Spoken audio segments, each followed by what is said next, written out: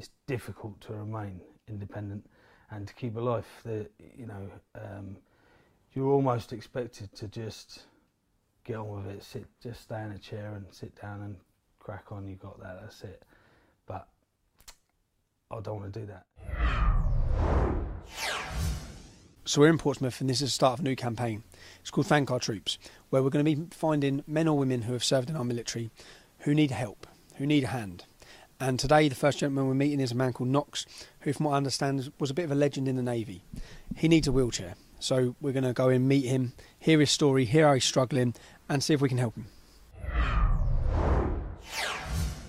I joined up at 16 and I had to wait for 6 months before I got in, so I just turned 17 when I went away. And I was MD'd in 2004. What I was actually MD'd for was for needing a shoulder replacement, and that was from playing in the Inter-Services Rugby League against the Army. I dislocated my shoulder in the first 3 minutes and I played the full game. Shortly after, about sort of 6 weeks after being discharged, I got diagnosed with MS as well. I boxed for 10 years for the services. I played rugby union, and I played rugby league for senior service as well.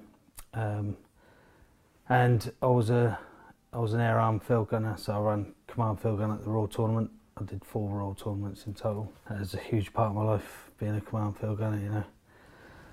I would say for 3 or 4 years it was pretty manageable. I mean, it was a big hit, but it was quite manageable because I had relapsing remitting, and I could still ride a bike. I could still run a bit, and lots of walking I did, and still train every day, obviously. But I gradually went downhill over the period of time. I had 3 months chemo about 6 years ago, which got me out of a wheelchair, and I was fine. But then since then I've gone on a rapid decline, and I've now got progressive MS. So it's very expensive being disabled, you know. It's like there's a lot of extra costs with these things, and you know, my parents help me as much as they can, and I was very lucky. I got a second-hand wheelchair, which is a very, very good independent wheelchair, titanium, and I am quite independent in it, but you can only go on tarmac, really. I mean, you have to be quite skilled to be going up and down curbs and stuff, which I can do in it, but any rough terrain is a no-go. No mud, no shell, and obviously the beach is shell here, so depending on how many of us swimming that day, either my pal drags me backwards in my chair, or 2 of the boys will go over the side and carry me down to the water. So I couldn't possibly do it on my own. This chair, just apart from giving me lots more life with my family, my kids, and it would enable me to be independent and do other stuff on my own, you know. It's just you kind of like labelled and put in a box. That's you disabled, get on, you know.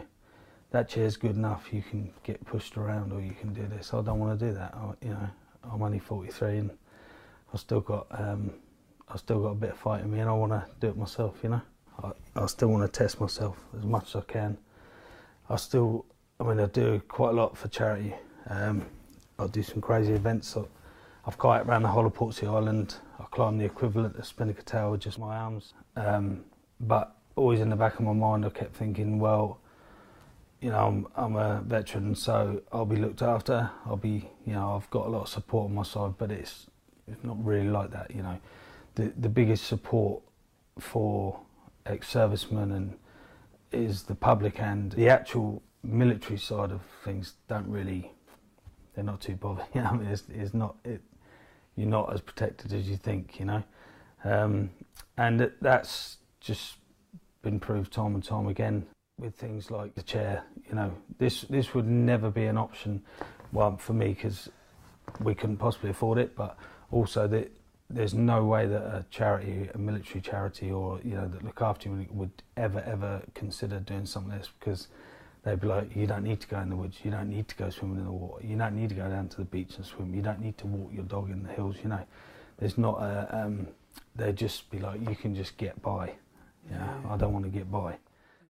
It just opened up a whole world of opportunities, you know, for me to go places and stuff I've not been able to do for, you know, 13, 14 years, and just, you know, all the stuff that I thought I'd never do again. So it's 11 o'clock at night. We're in Portsmouth. We've just come out of Knox's house.